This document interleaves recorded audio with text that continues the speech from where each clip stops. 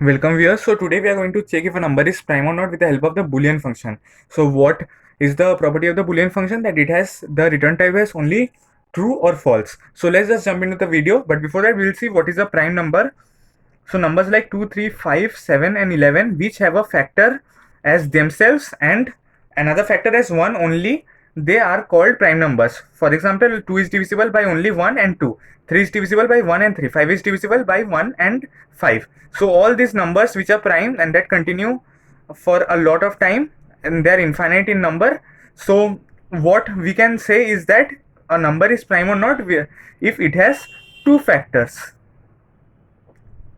In the previous video, what we had seen that we were iterating a loop from I equals to 1 till that number and we were counting the number of factors, and if the number of factors was equals to 2, then we were printing that the number was prime. But now what we will do is that we will write a function to calculate prime. So the return type of the function is boolean, so we'll write bool, and after that we will name the number. Let's say we'll name the number is prime, and we will need to pass the number. So for that we will just write int n and then the function braces. Now what we will do is that we will simply do if n is less than equals to 1, return false. Why? Because the smallest prime number is 2, so anything smaller than 2 will not be a prime, so we will have to return a false. Then what we will do, we will run a loop for int I equals to 2 till I less than n and then I plus plus. Okay, and then what will this do? If n mod I equals to 0, we are checking that if the I is a factor of the number n. Okay, then what we'll do, we will simply return false. So what is the property of this return statement? That this will exit from the function as soon as this return statement is encountered. Okay, and then we will return true. Now we will do a dry run to understand what this code is doing. Okay, so in this code what is happening, let's say if n is given 1, so this condition will be checked if n is less than equals to 1. Yes, so this condition is satisfied, so false will be returned.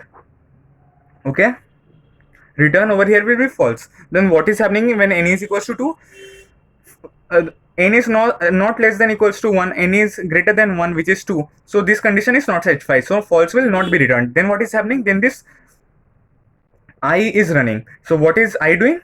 First I is 2. Okay, then 2 is 2 less than n. Is 2 less than 2? No, 2 is equal to 2. So what will happen, we will not enter this for loop at the beginning only, and then we will simply encounter true, and then true will be returned, which means the number is prime. Then what will happen in 3? This condition will be false.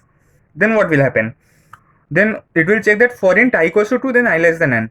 Then let me write I over here. Okay, so what we can do, I'll writing n over here because n is 3, and then what will I do, I is 2 at first. Okay, 2 is less than 3, and if n mod I is equals to 0, which means 3 mod 2 equals to 0. No, so this I will increase, and what will I increase to 3? Is 3 less than 3? No, so this for loop will break and then return true, which means 3 is also a prime number. Now let's see what is happening in 4. In 4, what is happening at the beginning, I is 2.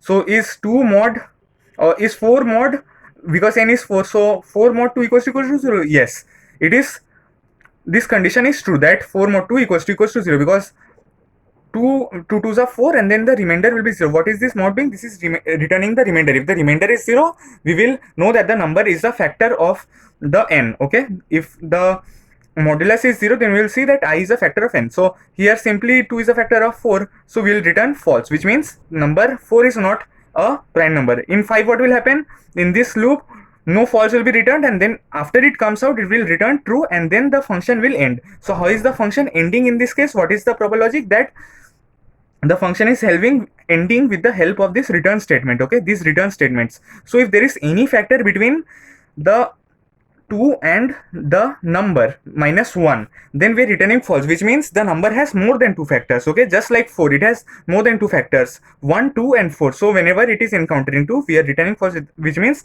that the number is not a prime number. Similarly in 6, what will happen, 2 will be encountered as the factor of 6, so it will return false. Similarly in case of 8 also 2 will be encountered. In this way, whenever there is some other factor of the number, then the function will be returned false as soon as the any other factor apart from the number and 1 is encountered. So what is the worst case? Worst case is O of n complexity, and what is the best case. So what is the best case?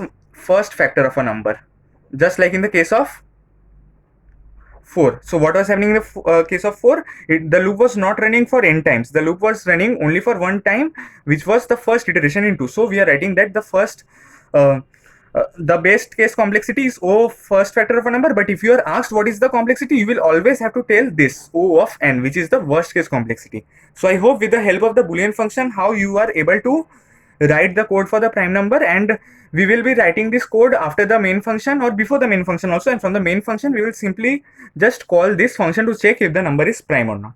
So if you have any doubts, do ask in the comments.